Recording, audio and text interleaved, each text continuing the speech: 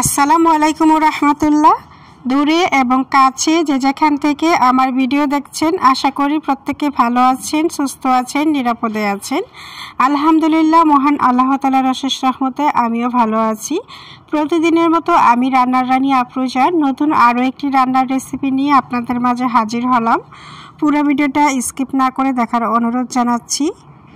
তো আজকে আমি রান্না করব মুরগির পা, কলিজা, ঘিলা, গলা, পাখনা এইগুলো ছিল। তো মুরগি দিয়ে রোস্ট রান্না হয়ে গিয়েছে, এগুলো ছিল প্রায় 4-5টা মুরগির। তো ভাবলাম এগুলো আমার মেয়েদের জন্য রান্না করে দেই, আমার বড় মেয়ে আবার অনেক পছন্দ করে খায়।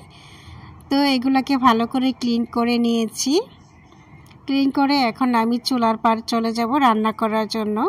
তো চুলার মধ্যে একটি প্যান বসিয়ে দিলাম, দিয়ে দিলাম রান্নার জন্য রেগুলার তেল, তারপর দিয়ে দিচ্ছি পেঁয়াজ কুচি অনেকগুলি, দিয়ে নেড়ে চেড়ে বেশ ভালো করে ভেজে নিচ্ছি। অনেকটা ভাজা হয়ে গেলে এর মধ্যে দিয়ে দিচ্ছি 2 চামচ পরিমাণ আদা বাটা, 2 চামচ পরিমাণ রসুন বাটা। আদা বাটা এবং রসুন বাটাটা একটু ভেজে নেব যেন কাঁচা গন্ধটা দূর হয়ে যায়, আর আমার ছোট মেয়ের জন্য যেন ওরা ভাত খাওয়াইতে পারি। তাই এখানে 3টা ছোট সাইজের আলু দিয়ে দিলাম, সাথে একটু ভাজা ভাজা হোক। এখানে 2 চামচ পরিমাণ দিয়েছি আমি হলুদের গুঁড়া, 2 চামচ পরিমাণ মরিচের গুঁড়া, 2 চামচ পরিমাণ ধনিয়া গুঁড়া, আর 2 চামচ পরিমাণ দিয়েছি জিরা গুঁড়া, দিয়ে একটু হালকা তেলের মধ্যে ভেজে নিচ্ছি। তাহলে মানে কালারটা সুন্দর হয়, মশলাটা হালকা ভেজে নিলে কয়েক সেকেন্ড। তারপরে আমি মাংসগুলো দিয়ে দিয়েছি। মাংসগুলো দিয়ে নেড়ে চেড়ে, মাংসের গা থেকে তো পানি উঠবে, বেশ ভালো করে কষিয়ে কষিয়ে রান্না করব। ঝোল কম দেব, যদিও দেই তবে কষিয়ে কষিয়ে দেব, এত বেশি ঝোল দেব না। তো খুব সহজ এবং সিম্পল করে রান্নাটা দেখাচ্ছি। এভাবে রান্না করলে কিন্তু খুব টেস্টি হয় মুরগির গিলা, কলিজা যা আছে।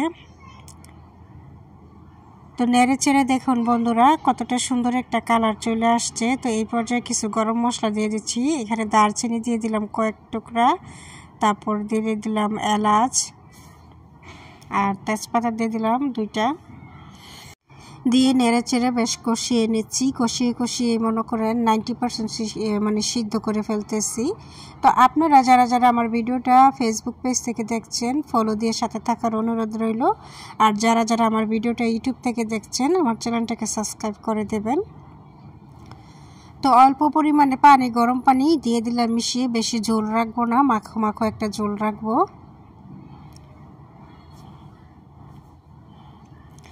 এই পর্যায়ে একটু ঢাকনা দিয়ে ঢেকে দেবো 10 মিনিটের মতো। 10 মিনিট পর ফিরে এসে দেখলাম যে মাখো মাখো একটা ঝোল হয়ে গেছে। চুলার আঁচটা লো মিডিয়ামে রেখেছিলাম। একটু লবণ চেক করে দেখলাম যে লবণই দেই নাই, লবণ দিতে মনে হয় ভুলেই গিয়েছি। তারপর লবণটা দিয়ে দিলাম, লবণটা দিয়ে নেড়ে চেড়ে মিক্স করে নিলাম, আর হয়ে আসছে। এই পর্যায়ে আমি ভাজা জিরা দিয়ে দিলাম সুন্দর একটা ফ্লেভারের জন্য। অনেক সময় এই ভাজা জিরাটা আমার পছন্দ না, ইদানিং আবার একটু খেতে ভালো লাগে, তাই দিয়ে দিলাম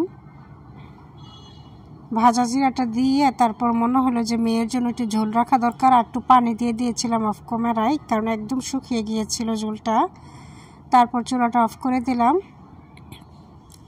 রান্নার কালারটা কিন্তু বেশ সুন্দর এসেছে, যদিও সিম্পল করে রান্না করছি, আহামরি কিছু করি নাই।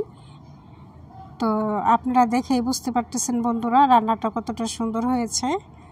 আমার মেয়ের জন্য ঝালও কম দিয়েছি, আমার মেয়ে আলহামদুলিল্লাহ অনেক তৃপ্তি করে খেয়েছে। এগুলো সোনালী মুরগির ছিল কিন্তু। তো যাই হোক, আমার এলো ফাইনাল লুক রান্না করার পর। কেমন হয়েছে আমার রান্না, সহজ এবং সিম্পল করে দেখালাম। কমেন্ট করে জানাবেন বন্ধুরা, আপনাদের কমেন্টের অপেক্ষায় থাকবো। যাই হোক, আজকের মতো আল্লাহ হাফেজ।